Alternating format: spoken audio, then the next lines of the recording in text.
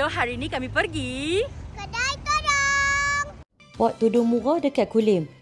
Jom kami bawa hampa pergi. Lebih 50 jenis design ada dekat sini. Kalau hampa nak tudung budak, ada jenis sarung, RM10 je. Jenis layer, bawal budak pun ada. Bawal bidang 45, ada 20 jenis color. Nak bawal bidang 50? Tengoklah sendiri. Tak mau bawal nak shawl pun ada.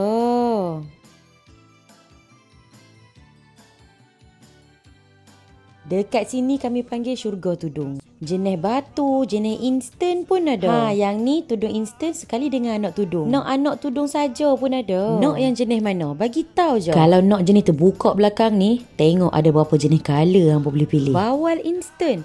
Kan dah kata ada. Pening betul yang nak pilih color. Banyak. Nak jenis sulam? Ada. Daripada bawah sampai atas bumbung. Pilih nak jenis warna apa. Shawl jersey pun banyak color. Tak tahulah. Takkanlah tudung orang muda-muda je. Okeylah, jom kami bawa ke section tudung mak-mak. Macam-macam corak ada. Daripada saiz M sampailah ke double XL. Nak yang jenis berdagu pun ada. Tinggal nak bawa mak hampa je main pilih. Cotton, satin, chiffon semua ada. Yang tak ada tu hampa je yang tak main lagi. Esok mereka nak masuk lagi 3 guni tudung raya. Tunggu apa lagi? Datanglah cepat galeri tudung Balkis.